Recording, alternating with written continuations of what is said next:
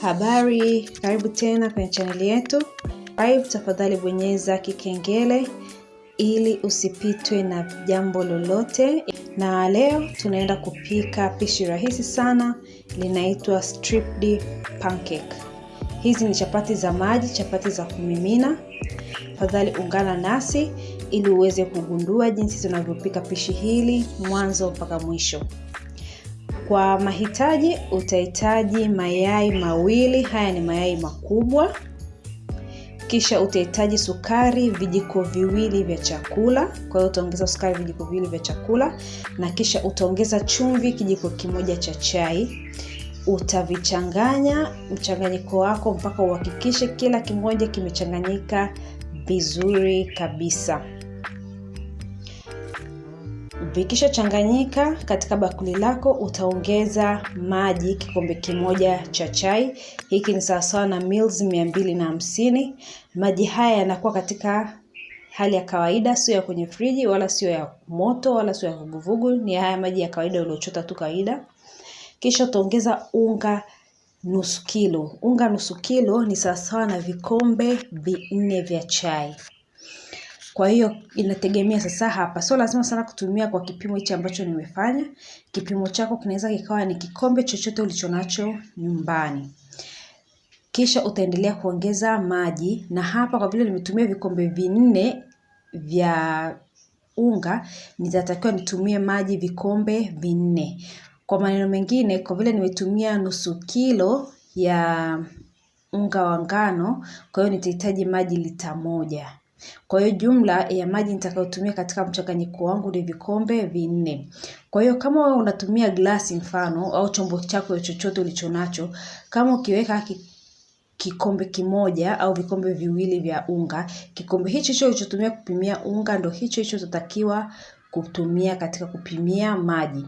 Kwa hiyo kwangu ni vikombe 4 vya unga vya nusu kilo, kwa hiyo ni sawasawa na maji vikombe hivi 4. Na kikombe ninachotumia kupimia unga ndio hichi ninachotumia kuwekea maji.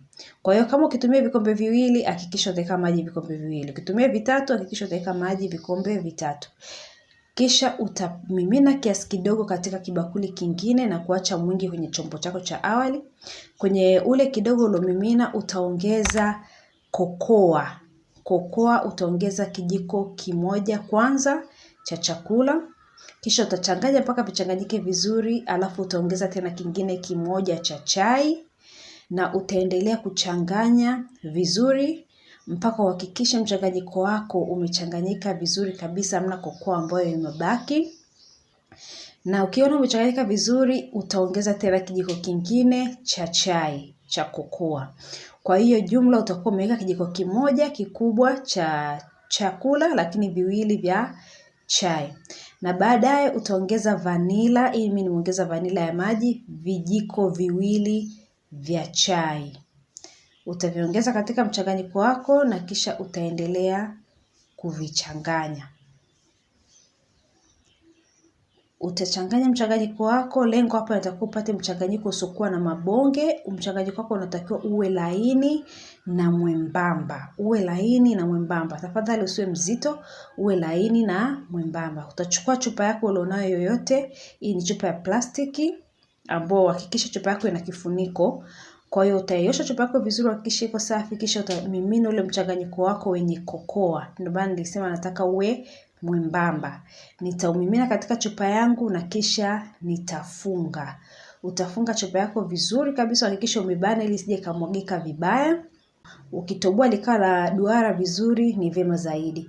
Kwa hiyo ndio maana nilisisitiza hakikisha mchanganyiko wako unakuwa mwepesi. Utaweka frying pan yako katika jiko, kisha utaanza kumimina ule mchanganyiko wako wa kokoa kwa kuzungusha, kutengeneza michirizi. Kwa hiyo utazungusha kama kiduara, kwa muundo wa kicycle. Utaacha kidogo, ukishaanza kukauka, utamimina mchanganyiko wako mweupe ambao haukuwa na kokoa. Kwa hiyo ukiangalia mchanganyiko ule wa kokoa unatumika kidogo sana, na huu mchanganyiko mweupe ndio unatumika mwingi. Kwa hiyo hakikisha mchanganyiko unabakia mweupe ni mwingi, ule wa kokoa unakuwa ni kiasi kidogo tu. Baada ya hapo utageuza chapati yako kwa ule upande ambao uliweka kokoa, ule wa mwanzo kabisa ulipoanza kunyunyiza kokoa, usiweke mafuta. Kwa hiyo ukiweka mafuta muonekano wako utabadilika. Utakuja kuweka mafuta kwa huu upande mwingine mweupe ambao hauna michirizi. Utapika chapati yako, utazungusha mpaka uhakikishe imeiva kabisa.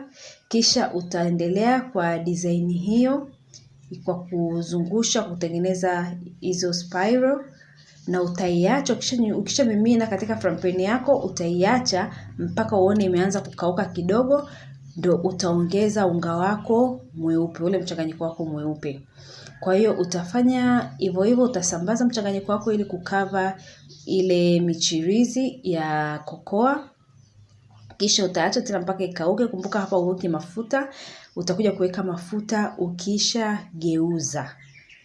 Ukiona umesha kauka, yani ule mchanganyiko wako mweupe umeshakuwa mkavu kwa upande wa juu, ndio utageuza chapati yako, na ukisha geuza ndio utaongeza mafuta. Na hapo utaweka mafuta mengi, utaweka mafuta kijiko kimoja tu.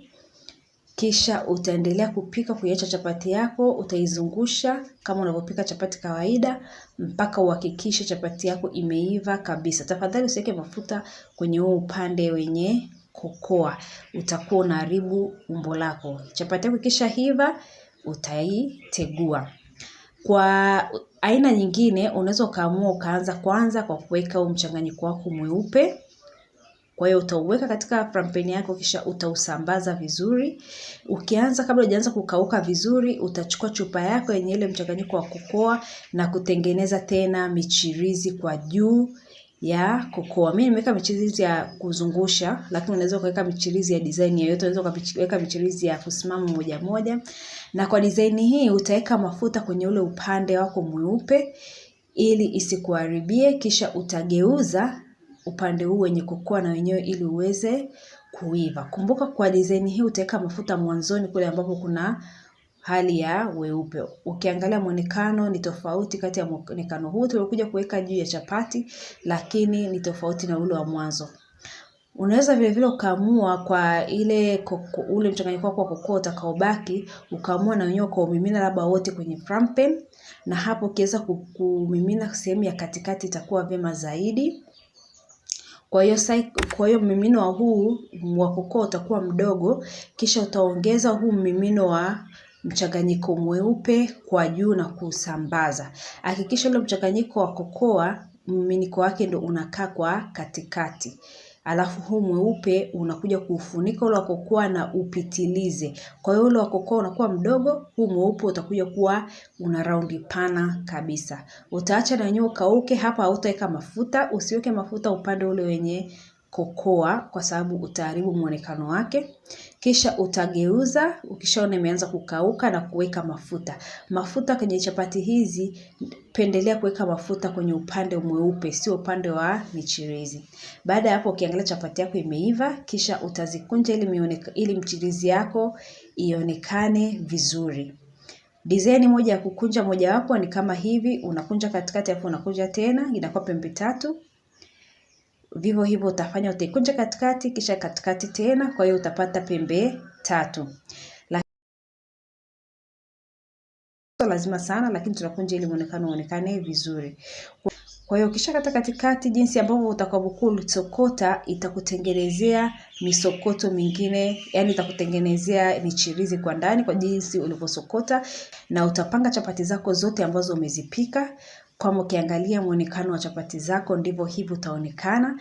Mimi nimependa kukunja kwa design hii, lakini sio lazima sana kukunja kwa design hii. Wewe unaweza ukafanya kwa namna yoyote. Nimependelea kukunja kwa design hii ili uweze kuona muonekano wako mzuri wa michirizi. Na siku zote raha ya kitu ambacho umekifanya kwa lengo fulani kama michirizi lazima ungependa navutia. Chapati hizi ni tamu sana. Tafadhali usiache kujaribu, ni tamu sana.